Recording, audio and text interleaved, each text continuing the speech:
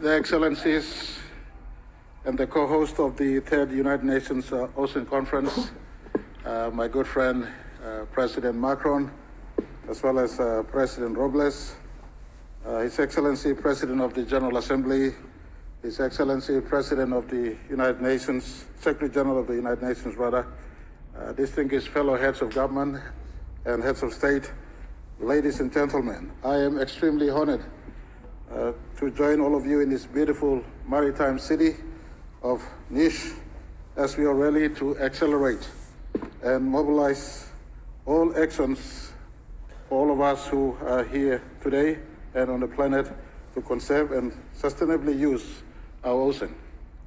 I commend the government of France and Costa Rica for their leadership and the people of Niš for generous hospitality. Papua New Guinea strongly supports the political declaration of this conference, and we commend Australia and Cabo Verde's leadership in its preparation.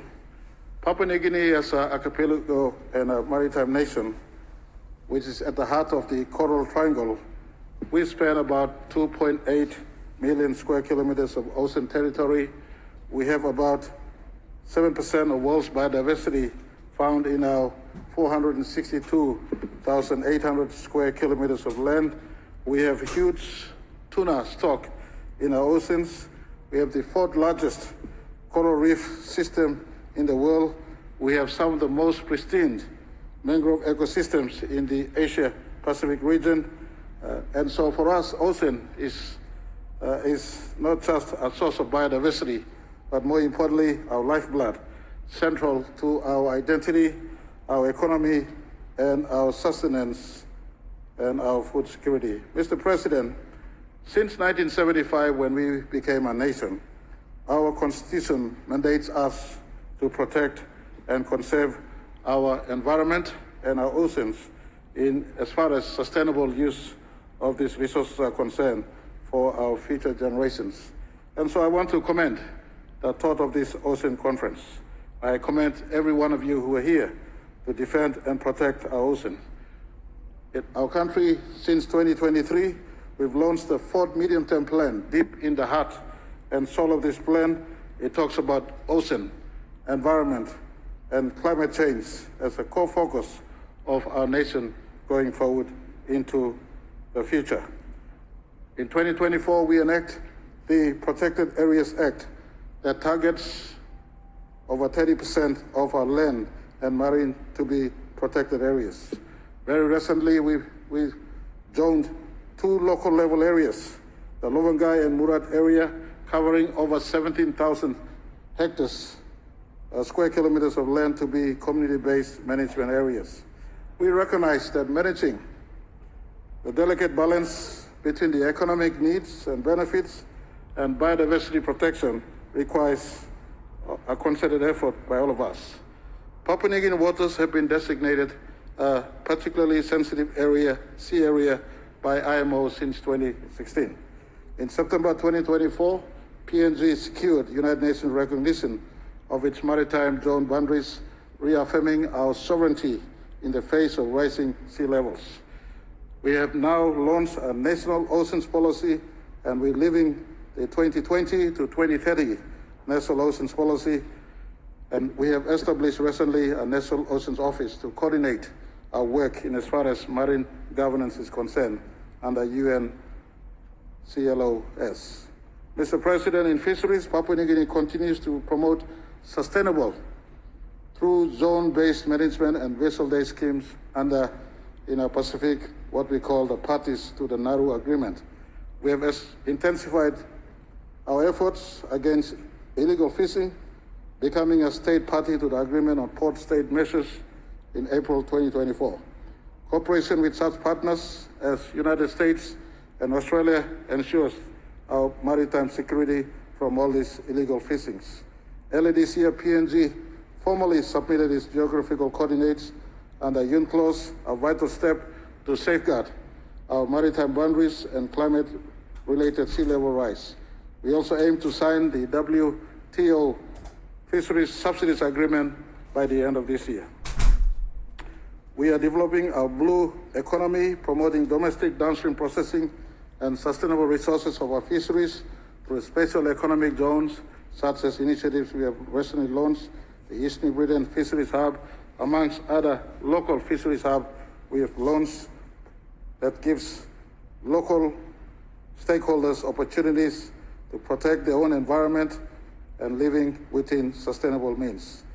On deep sea mining, our country subscribes to prevent deep sea mining in our EEZ zones, especially in the absence of robust scientific evidence regarding its environmental impact and footprint. Mr. President, institutional strengthening and science-based governance are priorities for all of us. We are developing a blue carbon policy with stock assessments underway in 6 of our maritime provinces in line with Pacific's 2050 Blue Pacific Strategy, and we welcome any development partners to support in this key and critical area. As a region, we take very seriously the existential threat that is posed by climate change and sea level rise.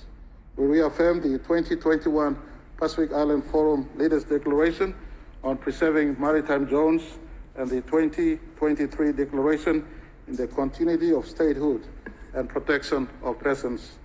PNG also engaged through the Coral Triangle Initiative and other partnerships to strengthen marine and climate resilience.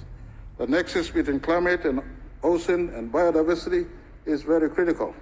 We call on all major emitters to be more ambitious in their NDCs to ensure the world remains within the Paris Agreement of 1.5 degree Celsius target.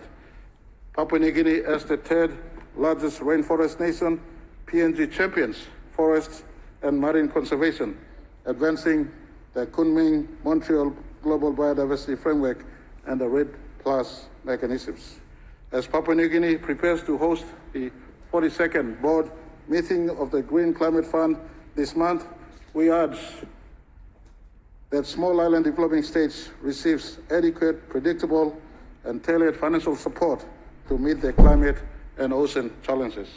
Mr. President, in conclusion, as a state party to UNCLOS, Papua New Guinea remains committed to upholding international law and sustainable management of our EEZ. I am honored to announce that PNG will later today sign the BBNJ agreement and will work towards its ratification. We will also continue to support a successful conclusion of the plastic treaty negotiations. Finally, I invite you all to join PNG's side event tomorrow on protecting climate-resilient coral reefs, and I call on all international community, particularly our major economies, to uphold their responsibilities in achieving SDG 13, 14, and 15. As stewards of our vast oceans, small island developing states urgently require scale-up support through financing, technology transfer, and capacity building. Let us act boldly, guided by science and equity, to safeguard our oceans for our generations to come. You look 46 billion light years east, if you look 46 billion light years west, if you look 46 billion light years north and south, the cosmos in infinity, in observable universe, has no other planet that is like Earth. The one distinct characteristics of planet Earth in the midst of this observable universe that is lifeless out there is the fact that we have a life-giving ocean, the blue ocean. In the Pacific, we call it blue continent. God has gifted us the life-supporting planet we live here. 96 billion light years in the observable universe, there is no planet like Earth. It is the oceans that sustains life. Let's defend these oceans. I thank you all for listening. Merci beaucoup.